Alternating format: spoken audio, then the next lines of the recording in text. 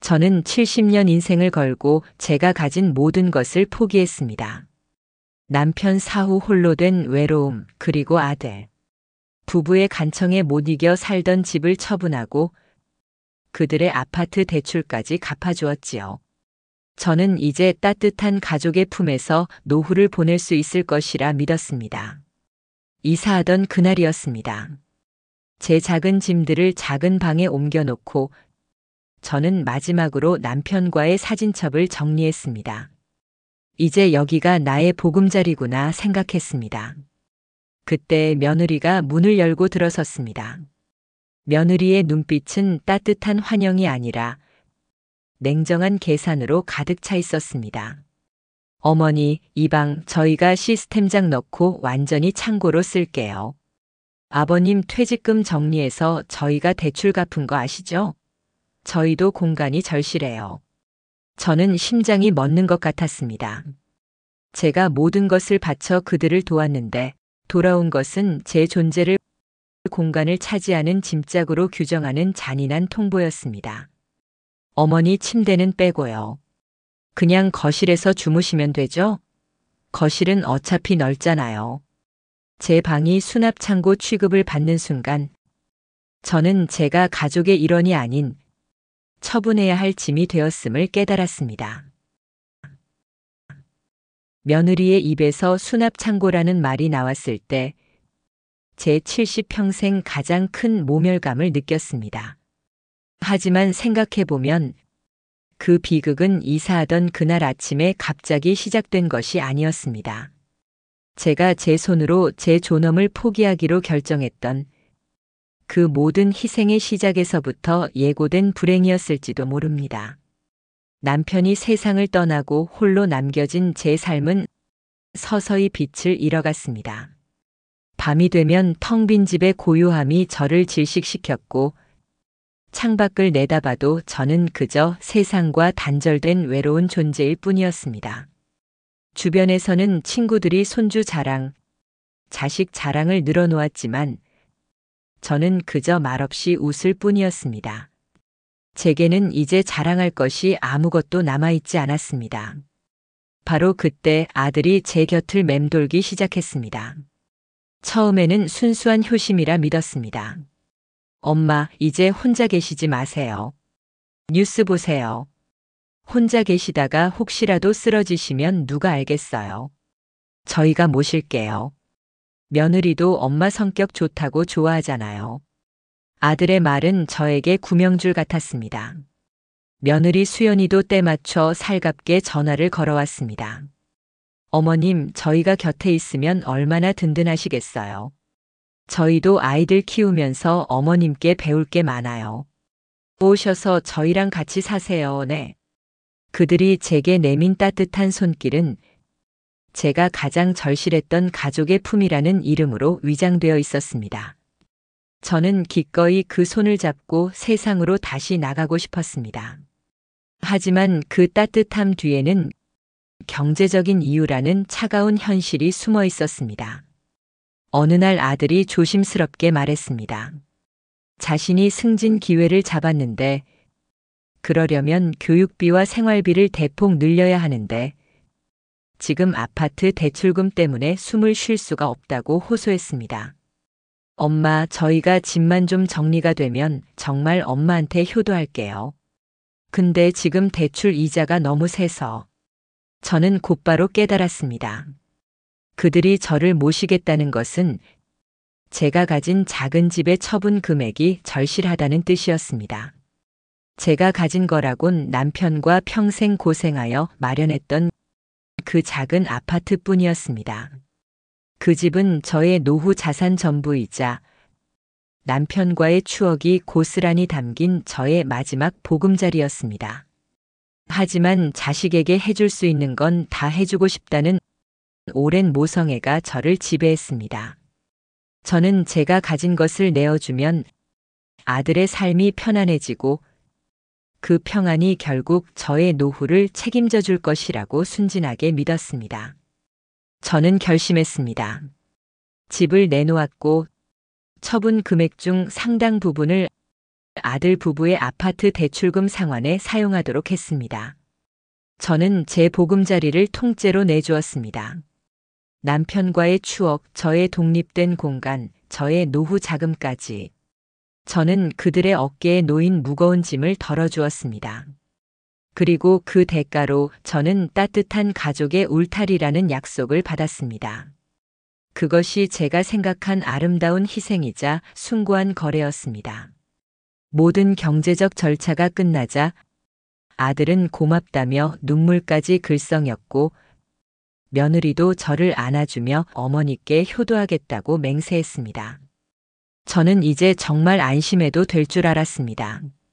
하지만 제가 이삿짐을 들고 그들의 집에 들어선 첫날, 며느리는 그 모든 맹세와 약속을 차가운 효율성 논리로 단칼에 베어버렸습니다. 제가 내준 돈으로 집 대출을 갚아놓고 이제 저의 존재 자체를 공간 낭비로 규정한 것입니다. 앞에서 들으셨던 그 충격적인 요구가 바로 제가 지불한 엄청난 희생의 대가였습니다. 그들에게 저는 따뜻한 돌봄의 대상이 아니었습니다.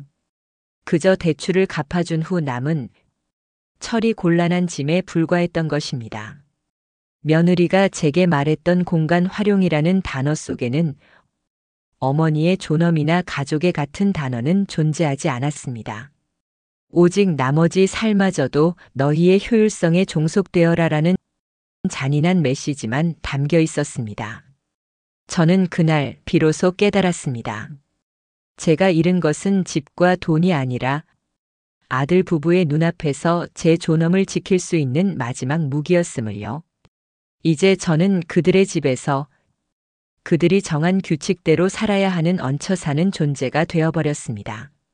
며느리의 입에서 수납 창고로 쓸게요라는 말이 나왔을 때 저는 충격으로 그 자리에 얼어붙었습니다.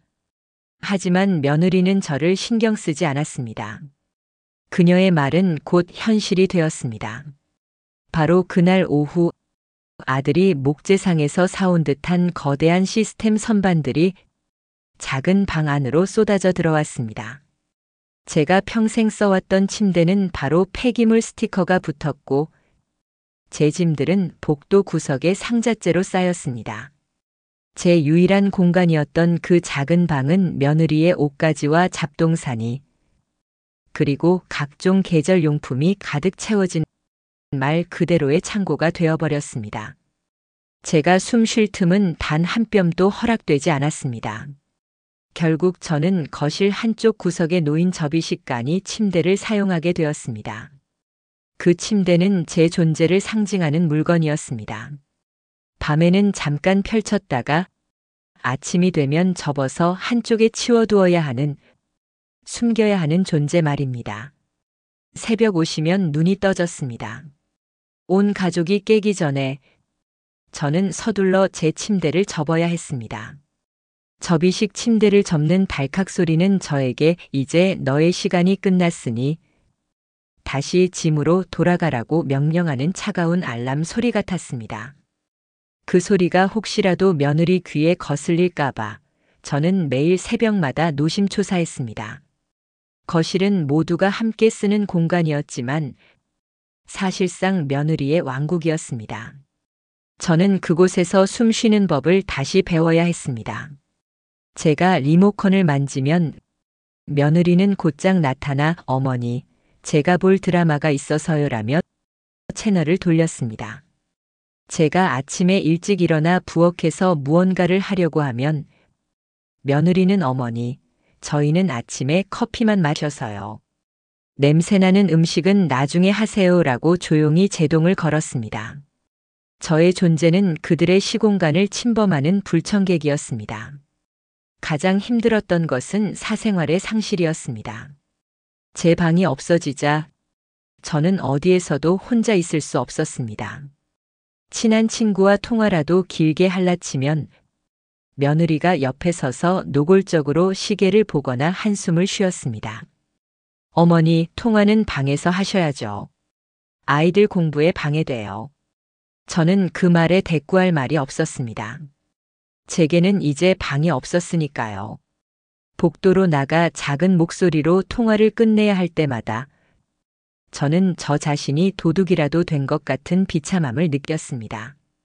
저는 제 집을 처분하고 그들을 도왔지만 그들의 집에서 저는 수납 창고보다 못한 존재였습니다. 창고 속 물건은 최소한 자신만의 공간은 있지만 저는 거실에서 끊임없이 모두의 시선 아래 놓여 있었습니다. 하루는 아들이 퇴근하고 돌아와 제 침대를 보더니 아무렇지도 않게 말했습니다. 엄마, 거실이 시끄러우면 귀마개라도 하고 자.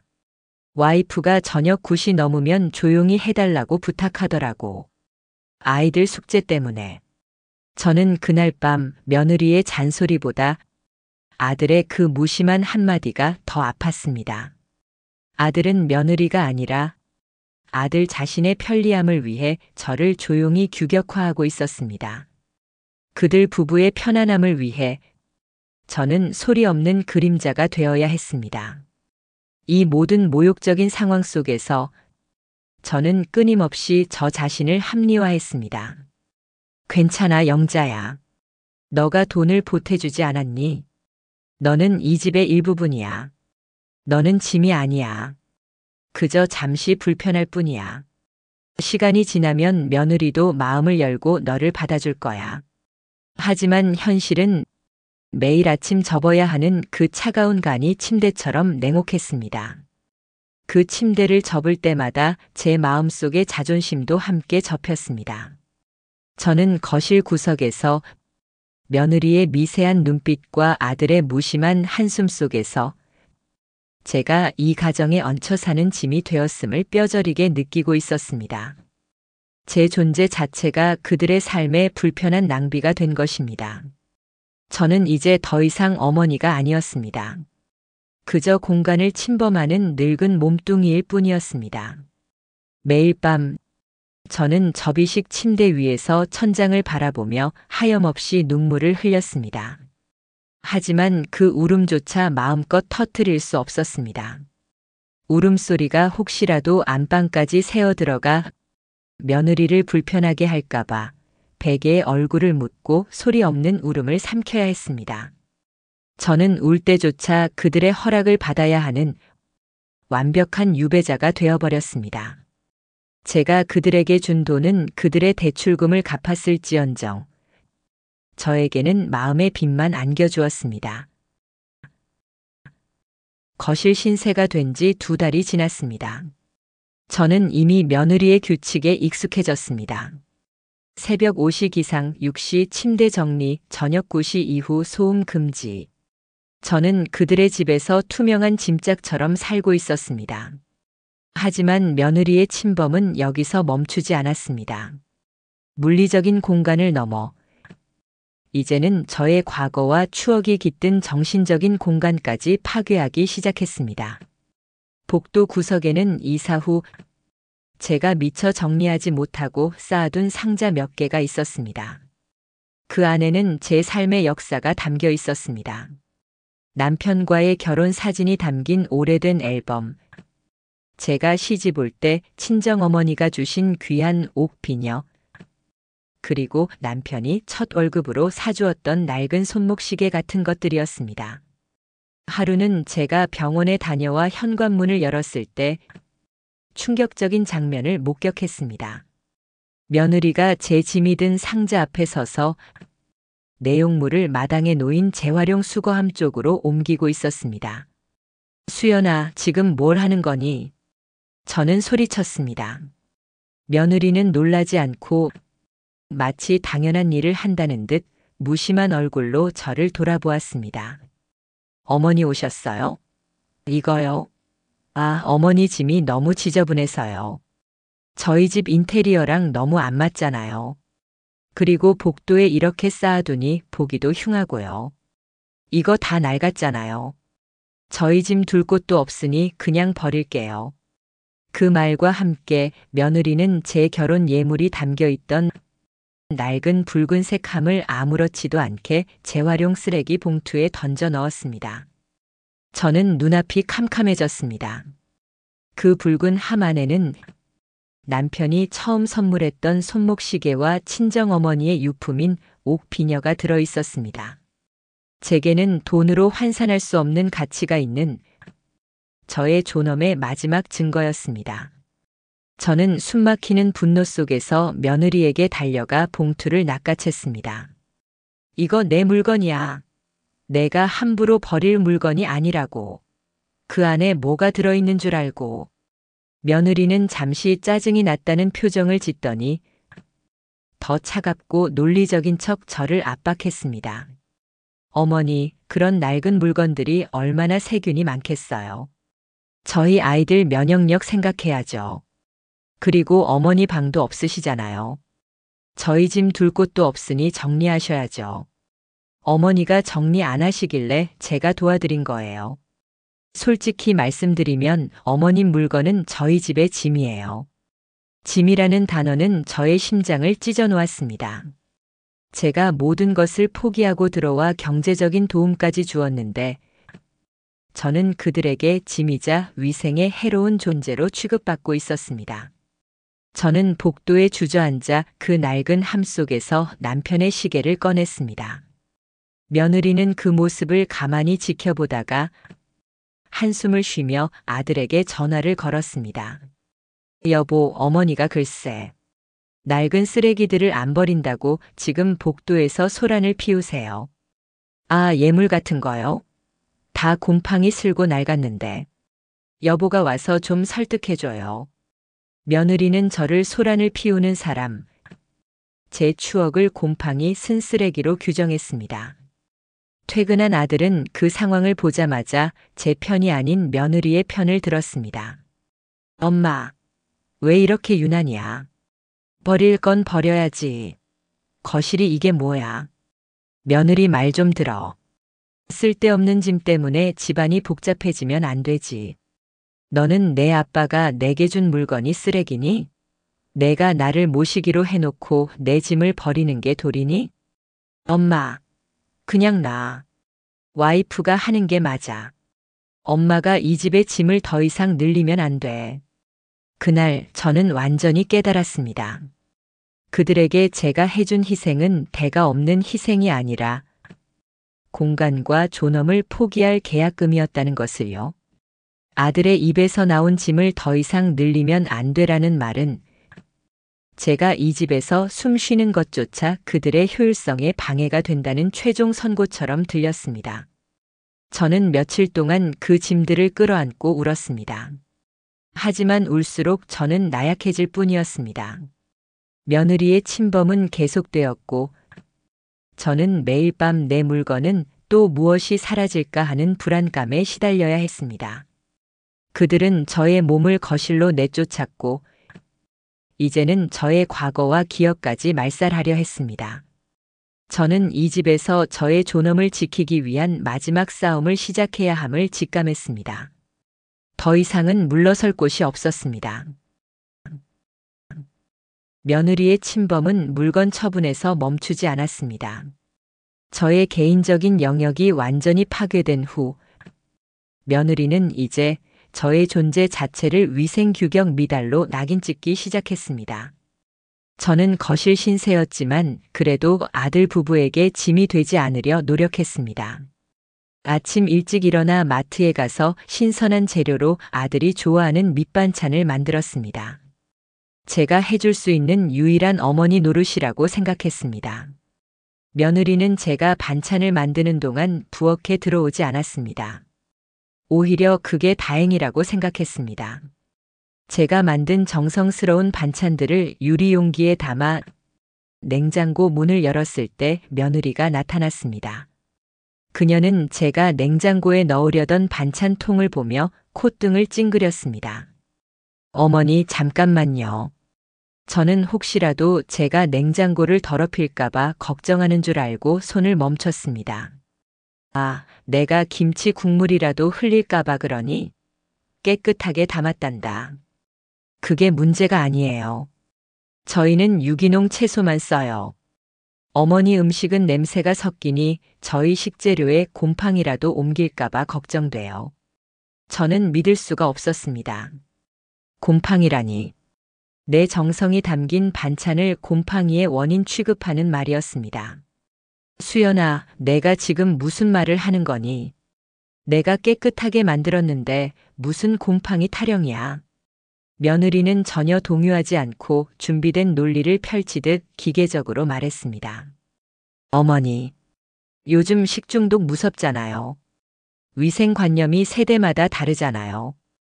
저희 냉장고에 어머니 반찬 냄새가 배면 저희가 쓰는 유기농 야채의 품질이 떨어져요. 이건 저희 건강 문제예요.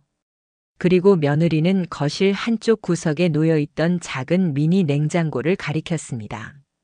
그것은 마치 사무실이나 기숙사에서나 쓸 법한 작은 냉장고였습니다. 제가 마침 복도에 둘 미니 냉장고를 준비했어요. 어머니 전용으로 쓰세요. 이제부터 어머니 식재료와 반찬은 전부 거기에 넣으시면 돼요. 이렇게 분리해야 저희도 안심할 수 있어요. 저는 그 자리에서 얼어붙었습니다. 냉장고를 분리하는 행위는 제가 이 집의 정상적인 식구가 아니라는 공식적인 선언이었습니다. 제가 해준 경제적인 희생은 감사하지만 저의 음식, 저의 위생은 그들의 기준에 부적합하다는 통보였습니다. 저는 그 미니 냉장고를 보며 생각했습니다. 제가 거실에서 자는 접이식 침대는 거주 공간의 분리였고 이 미니 냉장고는 생존 공간의 분리였습니다. 저는 이제 그들의 가정에서 영역 밖의 존재가 된 것입니다. 며느리는 제가 만든 반찬통을 아무렇지도 않게 들고 가 미니 냉장고 안에 넣었습니다. 그 냉장고는 작아서 제가 만든 몇 가지 반찬만으로도 꽉 차버렸습니다. 저는 며칠 동안 그 모멸감에서 벗어날 수 없었습니다. 저는 그들에게 돈을 준 존재였는데 이제는 위생관념이 낮은 늙은이 취급을 받고 있었습니다. 심지어 아들까지도 이 상황을 방관했습니다. 아들아, 내 아내는 나를 마치 병균 취급하잖니. 냉장고까지 따로 쓰라는 게 말이 되니? 엄마, 뭘 또 서운해해. 요새 다 그렇게 살아. 와이프가 좀 깔끔하잖아. 건강 때문에 그러는 거니까 엄마도 이해해줘. 어머니 반찬이랑 우리 채소랑 섞이는 게 사실 좀 찝찝하긴 하잖아. 아들의 마지막 말은 제 가슴을 완전히 뚫어버렸습니다. 아들마저도 저의 음식이 찝찝하다고 며느리의 편을 들었던 것입니다. 그 순간 제가 며느리의 모멸감을 견뎌야 했던 모든 이유가 사라졌습니다. 제가 가장 믿었던 아들의 입에서 저에 대한 단절 선언이 나온 것입니다. 저는 이제 더 이상 물러설 곳이 없었습니다. 거실 신세도 모자라 추억이 담긴 물건까지 버려지고 이제는 제가 만든 음식마저 그들의 깨끗한 삶에 침투하는 불순물이 된 것입니다. 저는 그 작은 미니 냉장고 앞에서 제가 이 가족에게 해줄 수 있는 마지막 희생은 조용히 사라져주는 것뿐이라는 잔인한 진실을 깨달았습니다. 폭발 직전의 분노가 저를 지배하기 시작했습니다. 저는 이제 더 이상 어머니로서의 헌신이 아니라 인간으로서의 존엄을 지키기 위한 마지막 싸움을 준비해야 했습니다. 며느리가 제게 준 모욕은 차마 입에 담을 수 없을 정도였지만 저는 견딜 수 있었습니다. 세대 차이려니 며느리 성격이 원래 저렇지 스스로를 설득하며 분노를 사겼습니다. 하지만 저를 완전히 무너뜨린 것은 제가 세상에서 가장 믿었던 아들의 말이었습니다. 미니 냉장고 사건 이후 저는 더 이상 아들에게 반찬을 해주지 않았습니다. 저의 음식은 그들의 깨끗한 삶에 침투하는 불순물이었으니까요. 저는 거실 구석에서 며느리의 눈치를 보며 제 식사마저도 간이 침대 위에서 해결해야 하는 존재가 되었습니다. 저는 마지막 희망을 걸고 아들에게 호소했습니다. 단 둘이 있을 수 있는 날을 기다려 어렵게 입을 열었습니다. 아들아, 내 아내는 나를 마치 병균 취급하잖니. 냉장고까지 따로 쓰게 하고 내 짐은 함부로 버리고 나 이 집에서 더 이상 못 견디겠다. 저는 아들이 며느리에게 화를 내주기를 바란 것이 아니었습니다. 단지 엄마 미안해. 내가 해결해 볼게. 라는 따뜻한 위로 한마디면 충분했습니다. 하지만 아들의 반응은 저를 절망의 나락으로 떨어뜨렸습니다. 아들은 스마트폰에서 눈을 떼지 않고 건성으로 대답했습니다. 엄마, 뭘 그렇게 유난이야. 와이프가 공간 활용을 잘하는 거지. 그리고 우리 채소랑 섞이는 게 사실 좀 찝찝하긴 하잖아. 요새 다 그렇게 깔끔하게 살아. 찝찝하다고. 내 엄마 음식이 찝찝하니? 내가 어릴 때 먹고 자란 밥인데? 아들은 그제야 스마트폰을 내려놓았지만 저를 보는 눈빛은 오히려 짜증과 귀찮음으로 가득 차 있었습니다. 엄마, 왜 자꾸 예민하게 굴어? 와이프가 예민한 건 맞는데 솔직히 엄마가 너무 서운해하는 것도 이해가 안 가. 우리 어릴 때도 엄마 방은 원래 다용도실처럼 썼잖아. 와이프가 효율적으로 공간 쓰는 걸 왜 자꾸 그렇게 꼬아서 봐? 그 말이 제게 박혔습니다. 마치 쇠망치로 제 머리를 얻어맞은 듯 했습니다. 엄마 방은 원래 다용도실처럼 썼잖아. 제가 평생을 가족을 위해 희생했던 저의 공간은 아들의 기억 속에서도 엄마의 보금자리가 아니라 쓸모를 위한 다용도실이었던 것입니다. 아들에게 저의 존재의 가치는 며느리의 공간 활용 논리 앞에서 단번에 무너졌습니다. 아들아, 내가 나를 모시겠다고 해서 내가 살던 집을 처분하고 왔잖니. 내 대출까지 갚아주고 왔는데 나를 이렇게 대우하는 게 맞니? 나에게 최소한의 방 하나도 내줄 수 없는 거니? 아들은 제가 돈 이야기를 꺼내자마자 얼굴을 굳히며 냉정하게 말했습니다. 엄마, 왜 자꾸 돈 이야기해? 내가 엄마한테 고맙지 않은 줄 알아? 근데 엄마 때문에 집안 분위기가 매일 이러면 나도 힘들어. 와이프가 스트레스 받으면 아이들한테도 안 좋잖아. 그에게는 아내와 아이들의 편안함이 늙은 어머니의 존엄보다 훨씬 상위에 있는 가치였습니다. 저의 존재는 그들의 평화로운 일상을 깨트리는 불안 요소였습니다. 그 순간 저는 아들에게서 완전히 단절되었습니다. 저는 그에게 더 이상 아무 말도 할 수 없었습니다. 제가 애써 만들었던 반찬이 찝찝하다는 말보다 제 방이 원래 다용도실이었다는 무심함이 더 큰 상처였습니다. 아들은 며느리가 아니라 며느리의 효율적인 삶에 자신을 맞춘 채 저를 외면했던 것입니다. 며칠 동안 저는 아들과 며느리 모두에게 말을 걸지 않았습니다. 저는 거실 구석에서 그림자처럼 살았습니다. 저는 이제 그들의 가정에서 경제적 도움을 주었으나 이제는 처리해야 할 짐으로 최종 분류된 것입니다. 가장 큰 모욕은 며느리가 주었지만 가장 깊은 상처는 아들이 주었습니다. 며느리는 저를 짐 취급했지만 아들은 엄마의 희생은 당연한 것으로 치부하며 저의 존재 가치 자체를 부정했습니다. 그날 저는 제 삶의 뿌리가 송두리째 뽑히는 절망을 느꼈습니다. 이제는 더 이상 어머니라는 이름으로 그들에게 매달릴 이유가 없었습니다. 아들의 외면은 저를 완전히 고립시켰습니다. 며느리의 모욕은 미움이었지만 아들의 무관심은 존재의 부정이었습니다. 저는 그 집에서 매일 밤을 눈물로 지새웠지만 더 이상 그들에게 기대하거나 호소하지 않았습니다. 이미 저는 그들의 삶에서 감정 방역의 대상이자 처리 곤란한 짐이었으니까요. 저는 마치 시한폭탄처럼 마지막 한계가 무너지는 순간만을 기다리고 있었습니다. 그리고 그 순간은 아주 사소하고 일상적인 행동에서 찾아왔습니다. 며칠 뒤 주말 아침이었습니다. 아들 부부는 외출 준비를 하고 있었고 거실에는 손님을 맞이할 듯 깨끗하게 정리되어 있었습니다. 저는 여느 때처럼 아침 일찍 일어나 간이 침대를 접으려고 했습니다. 그때 며느리가 제 앞에 서더니 날카로운 눈빛으로 간이 침대를 가리켰습니다. 어머니, 오늘은 제가 손님들 초대했어요. 잠시 후에 올 거예요. 침대는 좀 더 깔끔하게 치워주시면 좋겠어요. 손님 오면 보기 흉하잖아요. 저는 순간 피가 거꾸로 솟는 기분이었습니다. 제가 그들의 대출을 갚아주어 그들이 손님을 초대할 수 있게 되었는데 저는 그 손님보다도 못한 보기 흉한 존재 취급을 받는다는 사실에 견딜 수가 없었습니다. 보기 흉해?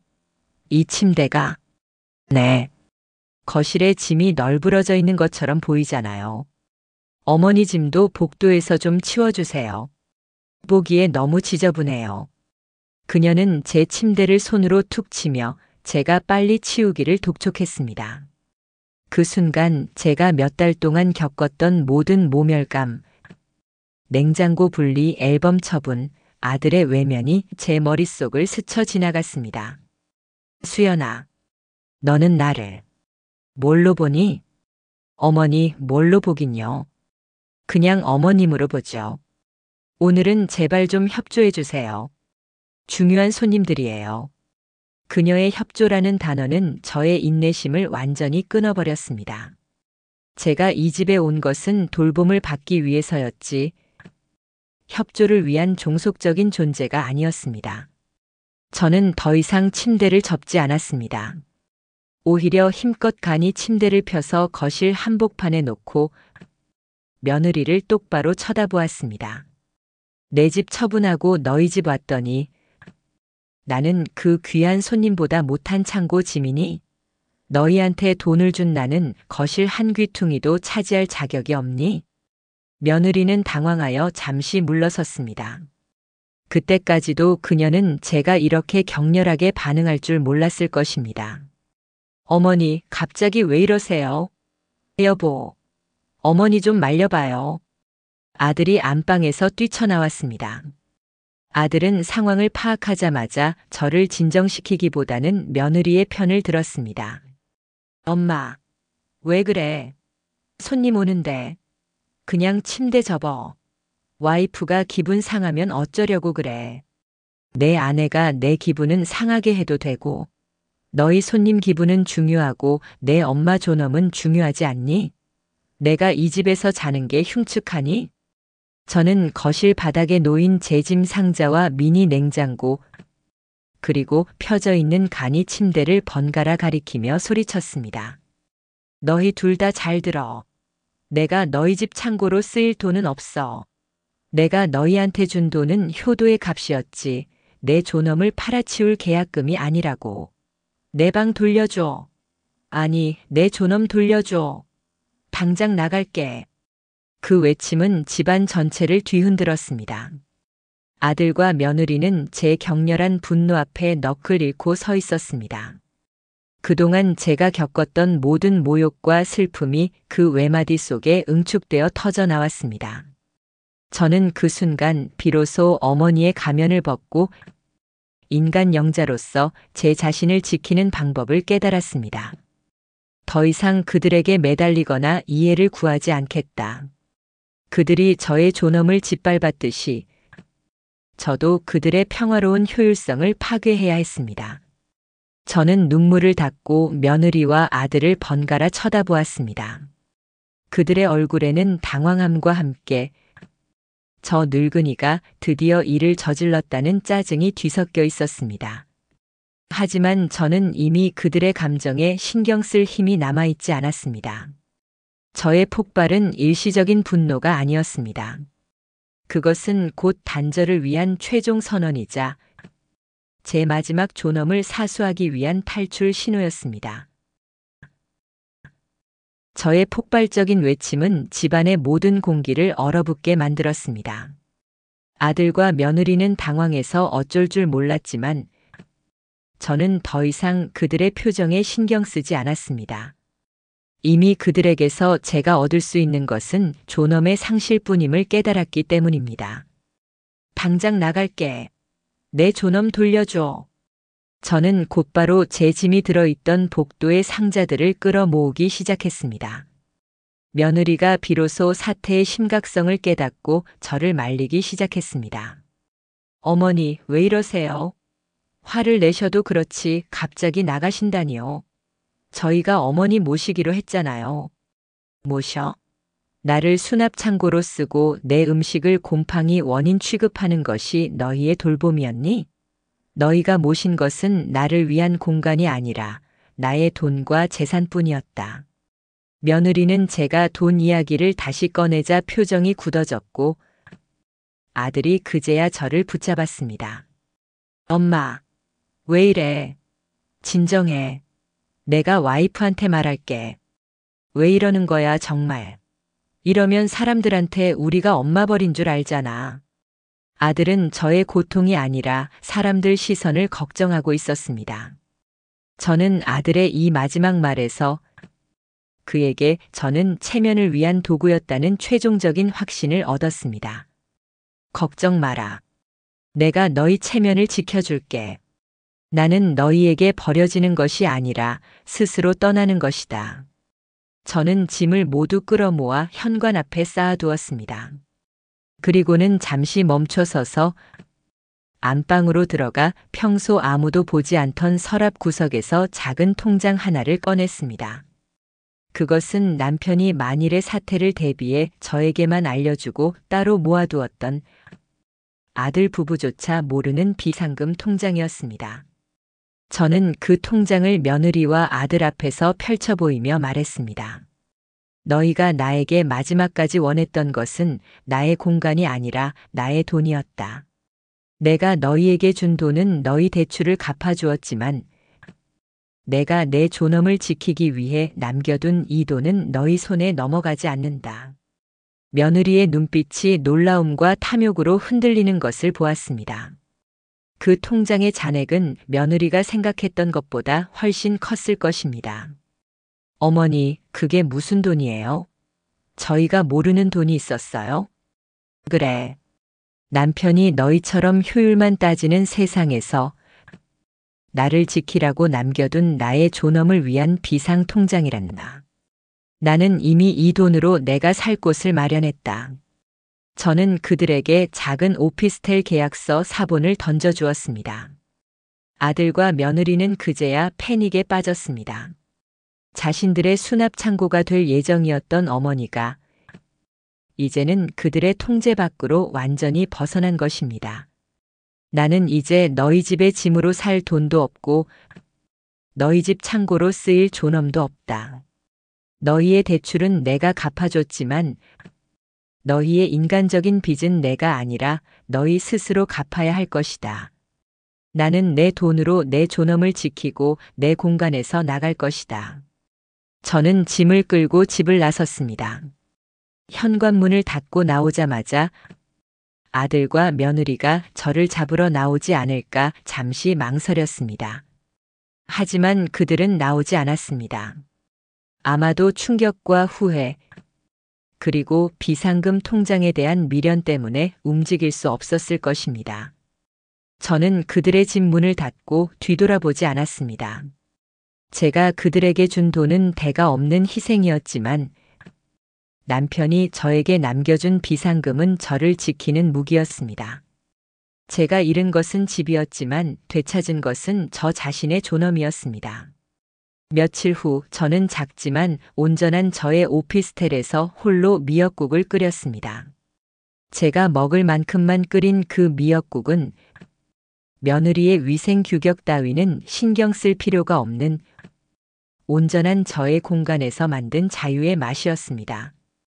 저는 작은 오피스텔에서 아침 햇살을 맞으며 혼자 끓인 미역국을 먹었습니다. 작지만 완벽하게 저의 공간인 곳이었습니다. 거실 구석에 접이식 침대를 접을 필요도 없었고 며느리의 눈치를 보며 채널을 돌릴 필요도 없었습니다. 미니 냉장고 대신 제 음식들이 제 마음대로 일반 냉장고에 자리를 차지하고 있었습니다. 복도에는 며느리가 곰팡이 쓴쓰레기라던 제 남편과의 추억이 담긴 앨범과 시계가 이제는 당당하게 제 선반 위에 놓여 있었습니다. 저는 그제야 깨달았습니다. 제가 그들에게 준 돈은 결국 경제적 효도였을지언정 인간적인 존중을 살 수는 없었다는 것을요. 며느리는 제 방을 수납 창고로 만들려 했지만 결국 저는 제 마음의 창고를 비우고 다시 저만의 보금자리를 되찾았습니다. 며느리는 저를 짐 취급했지만 저는 그들의 집에서 나의 존엄을 끌어안고 퇴거함으로써 스스로 저의 가치를 증명해냈습니다. 저는 가끔 아들과 며느리에게서 오는 짧은 문자를 받습니다. 엄마 잘 지내시죠? 라는 안부 문자 뒤에는 늘 엄마가 나갔다는 사실에 대한 미안함보다는 비상금 통장에 대한 아쉬움이 엿보이는 듯 했습니다. 하지만 저는 더 이상 그들의 감정에 휘둘리지 않습니다. 제가 그들에게 모든 것을 주었을 때 저는 의지해야 하는 늙은 어머니였습니다. 하지만 제가 스스로 설 수 있는 돈을 지켜냈을 때 저는 비로소 존중해야 할 한 사람의 인간이 되었습니다. 많은 어머니들이 자식에게 짐이 될까봐 모든 것을 주고 의지하려 합니다. 하지만 제가 뼈저리게 깨달은 것은 가장 큰 사랑은 무조건적인 희생이 아니라 스스로의 존엄을 지키는 냉정한 결단이라는 사실이었습니다. 여러분, 당신의 방을 수납 창고로 만들려는 세상의 압박으로부터 당신의 마음을 지키십시오. 당신의 존엄은 그 어떤 돈이나 공간과도 바꿀 수 없는 당신 인생의 가장 귀한 보물입니다. 남편이 저에게 남겨준 것은 돈이 아니라 너는 누구에게도 짐이 되어서는 안 된다는 마지막 가르침이었습니다. 사랑하는 구독자 여러분, 당신의 마음을 지키는 비상통장을 반드시 준비하십시오. 그것이 당신의 노후를 가장 강력하게 지켜줄 최후의 무기입니다. 이 이야기는 가족에게 존엄을 잃었던 한 여성이 스스로 자기 존중을 되찾는 과정이었습니다. 여러분이라면 이런 상황에서 어떤 선택을 하셨을까요? 댓글로 여러분의 마음을 들려주세요. 구독과 좋아요는 힘이 됩니다. 감사합니다.